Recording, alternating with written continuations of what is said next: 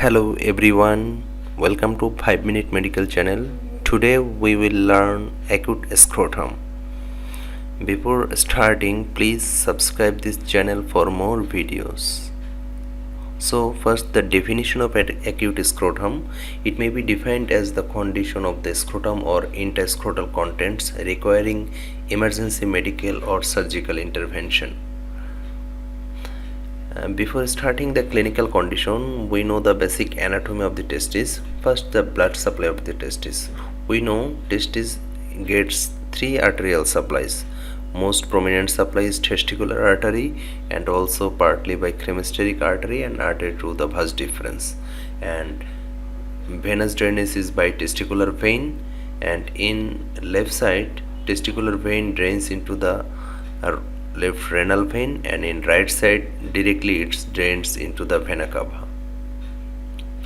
Here the picture, this is the testicular with the differential artery to the vas, and this is the cremasteric artery, and these three artery supplies the testicles, and the pumpiniform venous plexus, it ultimately produces the testicular veins and it drains into the left renal vein and vena cava.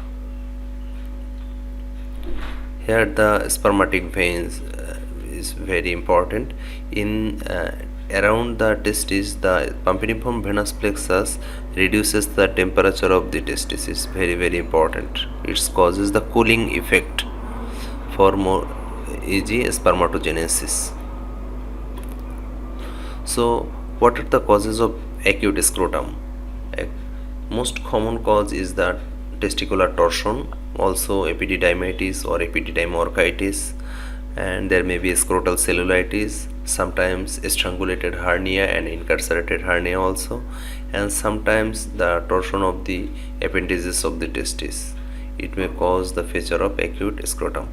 There are other conditions like testicular malignancy, hernia, acute appendicitis, diverticulitis, local hemorrhage, torsion of spermatocele, idiopathic scrotal edema, and sometimes referred pain such as leaking aortic aneurysm, urinary calculi, sometimes ureteric stone pain may refer up to the testicles, and sometimes nerve impairment also cause acute scrotum.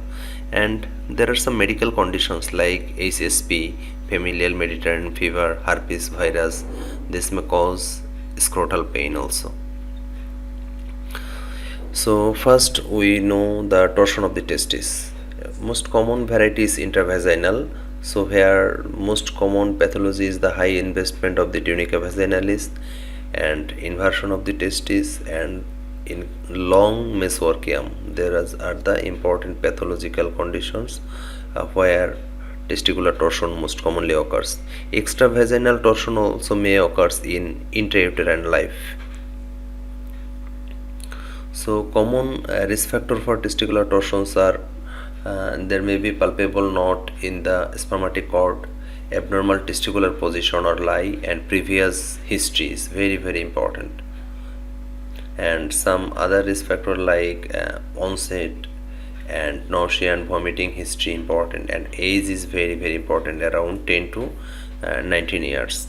Teenage age is the most common, and there is a history of swallowing and tender testicle and history of spontaneously resolving the similar episodes.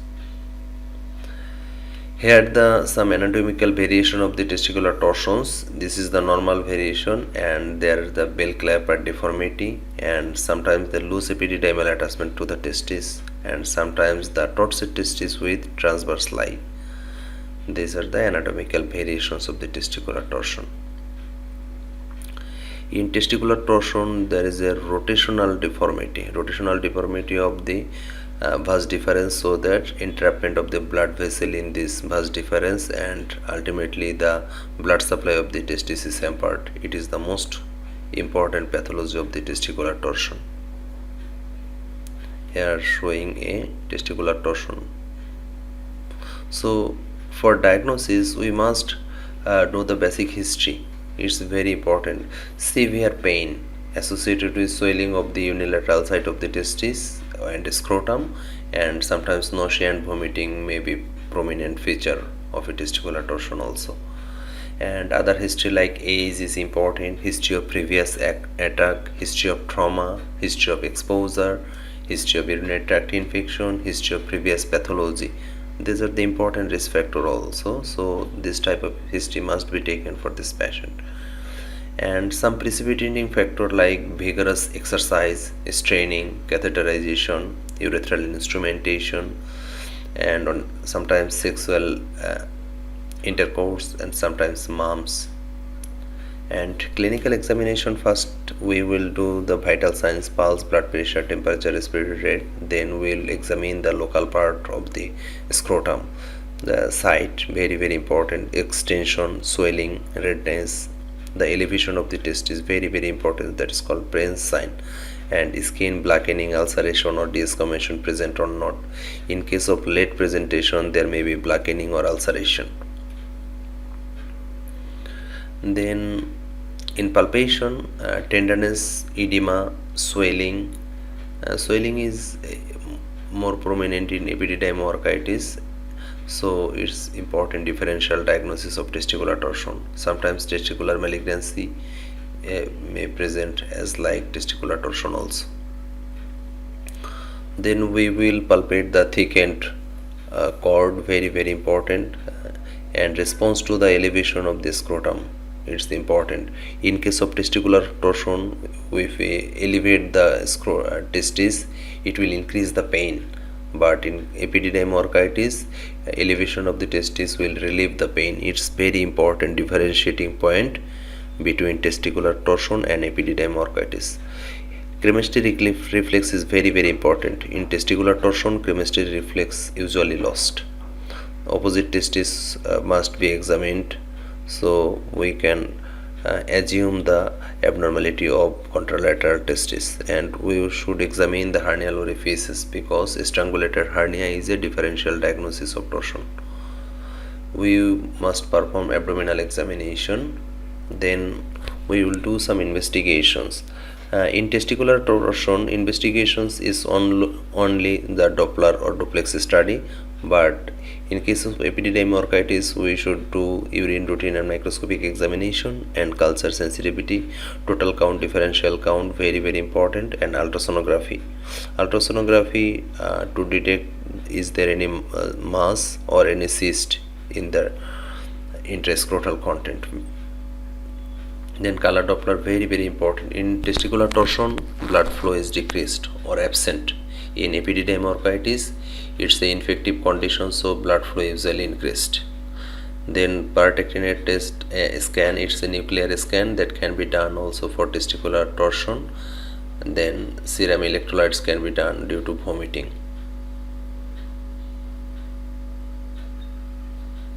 This is the color Doppler. Here's the vascularity important, and in the testicular torsion there is no vascularity.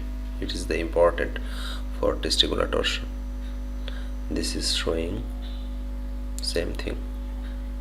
So management is very important.